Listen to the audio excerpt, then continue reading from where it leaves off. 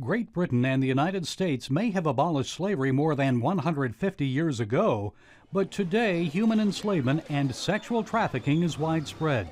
It's now affecting 160 countries worldwide.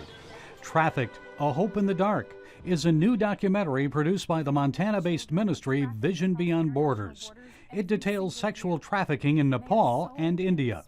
Patrick Klein is executive producer. If you're a prostitute, a lot of times you choose that lifestyle and you make income from it. But these girls are not prostitutes. They're not choosing this lifestyle. They've been forced into this lifestyle. They've been sold as slaves.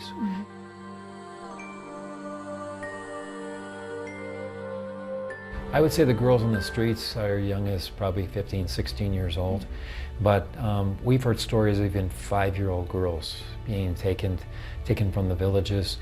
Sometimes they'll actually be sold by their own family members. Filmmaker Jennings Barmore says the market for young girls is growing at brothels.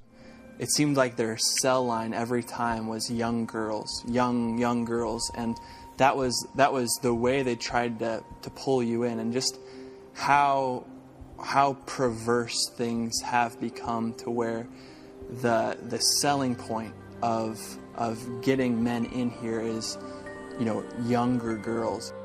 That's good girl, young girl. For sex? Yeah, you get here in the house, and the rooms also available there. 45 minutes, air-conditioned room, and you get all things there. Facility, young girl. Butter was 15 when a friendly man offered her a job. She accompanied him to a movie theater where he drugged her.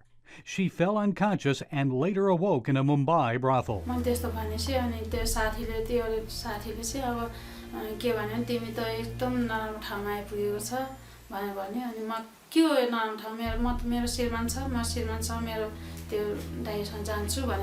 Butter could not escape because she was never left alone.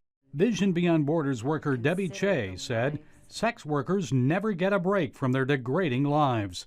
If they don't keep up their quota, they and even their children will pay a price. I heard that they're told if you don't get a customer today, you won't eat.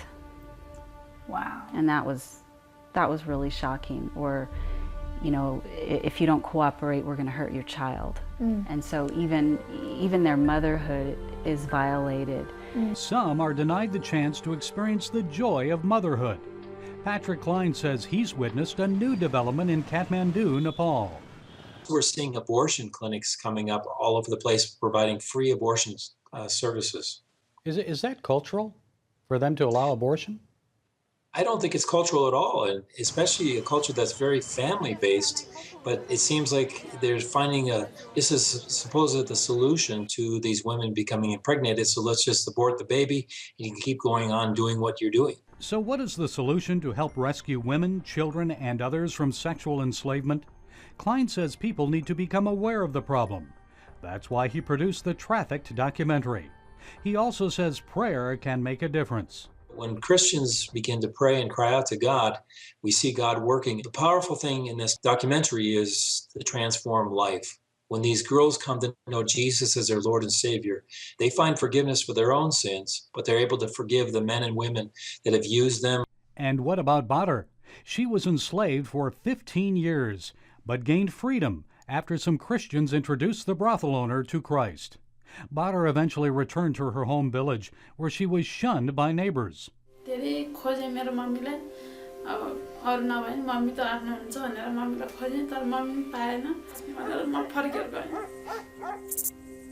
Klein hopes his documentary will motivate Christians to get involved, to help young women like Butter. I think when we see individual people and hear these women's stories, that all of a sudden they become a human being, and that we also have a responsibility to do something to help them. Butter eventually fled to another Asian country.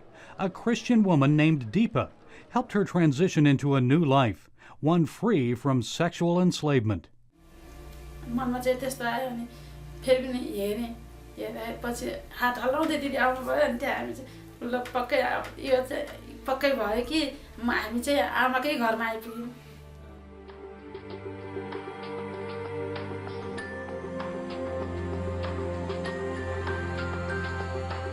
Gary Lane, CBN News.